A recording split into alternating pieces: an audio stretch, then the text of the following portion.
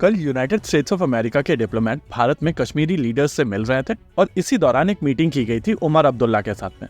आमतौर पर इस तरीके की मीटिंग्स होती रहती हैं, लेकिन अगर इस वाकये को दूसरे वाकयों के साथ में मिलाकर देखा जाए तो आपको समझ में आएगा कि यहाँ पर एक बड़ा खेल हो रहा है।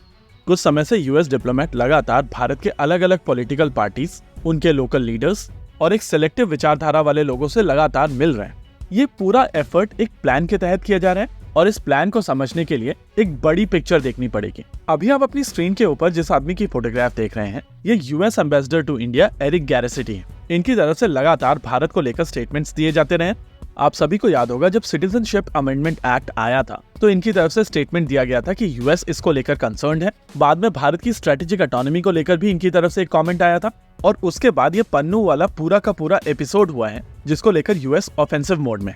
इस वीडियो में आगे बढ़ने से पहले आपको एक चीज समझनी पड़ेगी। कोई भी देश तभी स्ट्रांग होता है जब उसकी लीडरशिप स्ट्रांग होती है, और लीडरशिप तभी स्ट्रांग होती है जब लीडरशिप को लोगों की बैकिंग होती है।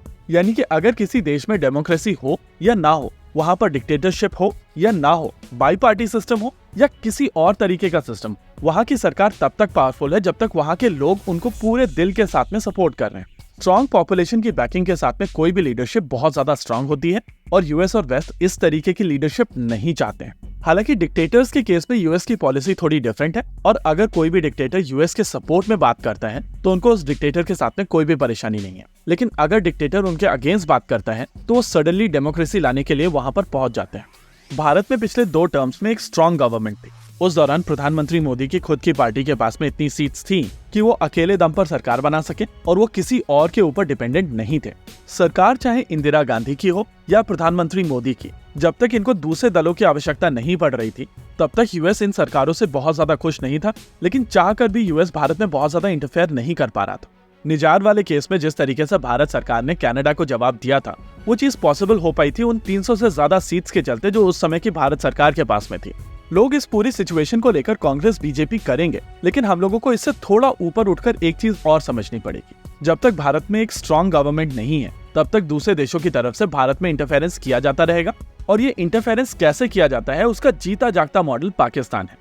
पाकिस्तान में इमरान खान की सरकार थी और यूएस ने सेना के साथ में मिलकर ऑपोजिशन को यूनाइट किया और फिर इमरान खान को जेल में डाल दिया। यानी कि एक डेमोक्रेटिकली इलेक्टेड गवर्नमेंट को टॉपल करके ऑपोजिशन की दोनों पार्टी पार में आकर बैठ गई, और उसके बाद जब री इलेक्शन हुआ तब भी इमरान खान के पास में इनफ सीट्स थी, और ये चीज क्लियर थी कि पाकिस्तान की मेजॉरिटी चाहती है कि इमरान खान दोबारा से वहां के प्रधानमंत्री बने। लेकिन फिर भी चीजों को किस तरीके से मैनिपुलेट किया गया कि शहबाज शरीफ वापस से वहां पर प्रधानमंत्री बन गए, और अब पाकिस्तान आर्मी यूएस जो चाहता है वो कर रही है। इस समय भारत में यूएस का ये जो आउटरीच प्रोग्राम चल रहा है, ये एक बड़ा गेम प्लान है। यहाँ पर यूएस की तरफ से कोशिश की जा रही है कि भारत में सभी ऑपोजिशन पार्टीज को एक साथ लाया जाए और फिर करंट गवर्नमेंट में से एक बिल्डिंग ब्लॉक निकालकर इस ऑपोजिशन ब्लॉक को पार में लाया जाए। ऐसा करने से बहुत सारे घटक दलों के साथ में एक ऐसा गठबंधन पार में आएगा जो बहुत ज्यादा फ्रेजाइल होगा, और यूएस के पास में बहुत सारे ऐसे स्ट्रिंग्स होंगे जिनको यूएस पुल करके भारत सरकार को उस चीज के लिए फोर्स कर पाएगा जो नॉर्मली भारत सरकार नहीं करेगी। ये एक काफी डेंजरस सिचुएशन है और यूएस की तरफ से यहाँ पर प्रॉपर इंटरवेंशन किया जा रहा है। लेकिन अगर करंट भारत सरकार इन सभी चीजों को देखते हुए भी कुछ नहीं कर पा रही है तो ये वैसे ही गॉन केस है, क्योंकि यहाँ पर अगर कोई कुछ कर सकता है तो वो करंट भारत सरकार है।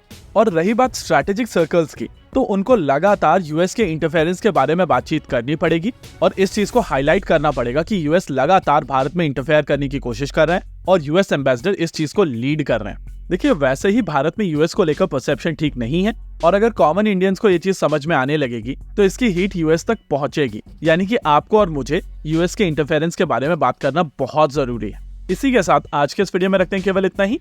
वीडियो को अंत तक देखने के लिए धन्यवाद। देखते रहिए कॉन्फ्लिक्ट एक्स। जय हिंद।